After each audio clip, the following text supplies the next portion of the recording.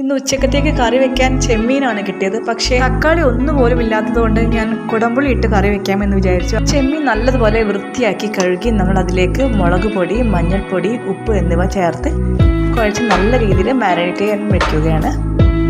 ഇനി വലുപ്പം അനുസരിച്ച് 1-2 കുടംപുളി എടുത്ത് ചൂടുവെള്ളം ഒഴിച്ച് നല്ല രീതിയിലൊന്ന് കുതിരാൻ വേണ്ടി വെക്കുക. ചീനച്ചട്ടി ചൂടായാൽ അതിലേക്ക് വെളിച്ചെണ്ണ ഒഴിച്ച് ചൂടായി വരുമ്പോൾ കറിവേപ്പില ഇടുക. അതിലേക്ക് ഇഞ്ചി വെളുത്തുള്ളി അരിഞ്ഞതിട്ട് നല്ല രീതിയിലൊന്ന് പച്ചമണം മാറുന്ന വരെ സോട്ട് ചെയ്യുക. അതിലേക്ക് ഒരു 10-12 ചെറിയ ഉള്ളി ചതച്ചത് ഇട്ട് വീണ്ടും വഴറ്റുക. ഇനി 1 ടേബിൾ സ്പൂൺ കശ്മീരി മുളക് പൊടി, 1/2 ടേബിൾ സ്പൂൺ സാധാരണ മുളക് പൊടി, 1/2 ടീസ്പൂൺ മഞ്ഞൾപ്പൊടി, കുറച്ച് ഉപ്പ് എന്നിവ ഇട്ട് നല്ല രീതിയിലൊന്ന് വഴറ്റിയെടുക്കുക.